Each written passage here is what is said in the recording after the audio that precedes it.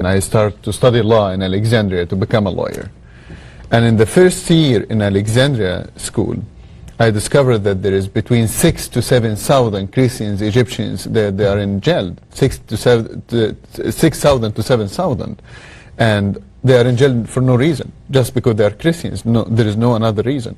There is something in the Egyptian law. It's called Al-Khatt al-Hamayuni law. It's a law that you cannot build churches. I went to my best friend, his name is Tamer. Tamer was Christian, I was Muslim. And I told him, Tamer, why there is persecution happening to the Christians? And Tamer told me, listen, if I answered you, my answer can affect our friendship together. But I will give you a book. In this book, you will find answer for every question that you have. My first time I opened this book, it was a book about justice and love and forgiveness, more than about law. It's called the Holy Bible. And first time when I started to read the Bible, I started to compare between both of them. In the end, after almost a year, I went to my friend Tamer and I told him, Tamer, I know now what is Christianity. Christianity is not about religion. Christianity is not about going to the church every Sunday, hallelujah, bless the Lord, and see the Lord next Sunday. Christianity is about a relationship with God. I accept the Lord and I want to receive Jesus. August 15, 1998, 1:30 in the morning, I heard knock on my door. I went to open the door. An officer asked for a name. I told him, a gentleman asked for a name. I told him, nobody here by this name. 2 minutes later, five soldiers, 2 officers, they came, they broke the door, they took me from inside. They put me in the police station. It's called the Zogli police station. It's behind the Egyptian parliament. They told me, we know who you are. We know about the book that you wrote, the organization that you built. One thing we don't know, that who is the rest of your group. I told them, I don't know which group, I don't know which organization. And if you know everything about me, why are you asking me? They told me, you want to play tough? We can play tough together. I told them, tough is my middle name. You have no idea. They took me next day to Abu Zabal jail. Abu Zabal jail, known in the Middle East to hell on earth. And Abu Zabal jail, let me just tell you a few information about the persecution system in the Middle East. As the people listening to us now, they have no knowledge about what's happening. And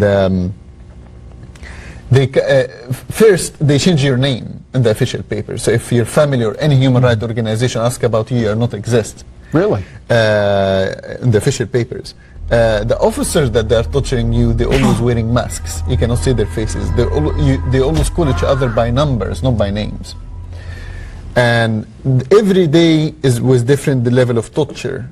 So if you stay, day number 1, they take this level of torture. If you didn't speak, they take you to higher level. I spent there 7 days. For me, like 700 years. Mental warfare, of course. Day number 1, they shave the hair of my head. They put my head in cold and hot water. When I say cold water, it's a frozen water almost. And when I say hot water, there is smoke coming out of it.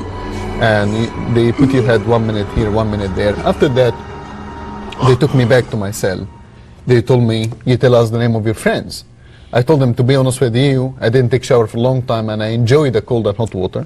You got chutzpah, that's a Hebrew word, nerve. Day number 2, they carry me, they put me upside down. Half of my body was on the ground, the another half was hanging.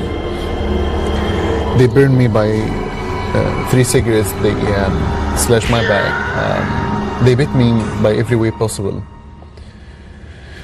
In the day number 2, the only thing that I can really remember in day number 2 was the taste and the smell of my blood. They took me back to my cell. They told me, tell us the name of your friends. I told them no. And they told me, do you know what will be your punishment when tomorrow, if you didn't tell us, you're tortured tomorrow? I told them no. They told me that we release 3 dogs to attack you. And so they opened the door. Day number 3, if you are in my place, what do you do? I just prayed to the Lord and I told him, Lord, just take me home. Basically, just, kill me before tomorrow morning. That would have to be a horrible death, to have these attack dogs. And I was scared because I was afraid that under heavy torture I can mention the name of my friends. I'm still flesh and blood. Day number 3, they open the door. My cell is dark. The corridor, the light in the corridor is red light. They open the door. You can see the shadow. The 3 dogs getting closer and closer, and you can hear their noise, their voice, the feet. And I went and I sat down in the corner. And I waited for pain and agony, and I covered my face by my own hand. And The dogs get closer and closer and closer, and suddenly I couldn't hear the noise. I couldn't hear their voices. I took my hand away from my face to see what's happened. The 3 dogs sitting around me, none of them attacked. Soldiers and officers start to kick the dogs to attack. Yes, of course. You see, these dogs train to listen to their master, but there is no higher master than Jesus Christ. Long story short. They took the set of the 3 dogs, and I can hear the soldier telling them maybe they're sick. Bring me another set of 3 dogs. They bring another set of 3 dogs. Another set of 3 dogs sit in the same position, but the middle one took a step forward, and he licked my face. Well, what did the guards think about that? The guards didn't know what's happened. They took the 3 dogs. They closed the door. All of them, they was talking about miracle. They didn't know what is miracle. And but they was talking about what is miracle, and they're talking it's miracle. And they took the 3 dogs. They left. Day number 4, officer number 27, big huge man, strong man. He came, he opened the door. He told me, listen, I'm not afraid from you. I told him, I know that you're not afraid from me. I am the one who's supposed to be afraid from you. You're the one who's torturing me. Do you have chutzpah? He told me, listen, I'm here to make with you a deal. I told him, I'm listening. He told me, you tell me the name of your friends, I will release you. Whatever you like, I will give you. You want a big house? I give you a big house. You want a brand new car? I give you a brand new car. You want beautiful ladies? I give you beautiful ladies. Whatever you want, I give you. I told him I like it. I will take the deal. But first, I didn't eat for 3 days. Go bring me food, and after that, we'll talk together. He told me, whatever you like to eat. I told him shish kebab. And trust me, shish kebab is much better than McDonald's. But anyway, so he went, he bring the best shish kebab. I sat down, I ate. He told me, now you tell me the guys who work with you. I told him, listen, our group is a big, huge group. Of course. I cannot give you all their names. I cannot remember all of them. But I will give you the name of our leader. You can catch him, and he can tell you exactly the rest of our groups. He told me the leader. I thought that you are the leader. I told him, no, sir, I'm just a servant.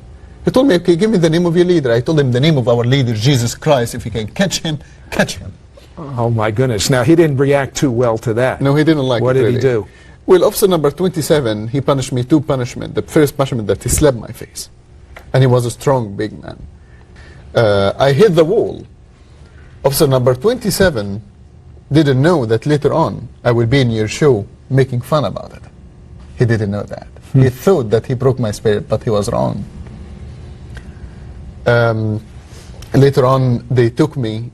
My second punishment is the reason that I don't sleep in the night. Until now, I have What nightmares. happened? They took me to another dark room, and they had piece of wood and cross shape. They took off my clothes, and they crucified me for 2 days and a half. Not nailed. No You nail. were They tied your tied- hand, you tied your hand, your neck, your waist, your arms, your feet, your legs. And in the end of the 2 days and a half, they bring an Egyptian knife, it's called mangle, and they make cut to the back of my left shoulder, and they put lemon and salt on the open wounds. How much can one human take? And one human with God or without God, that's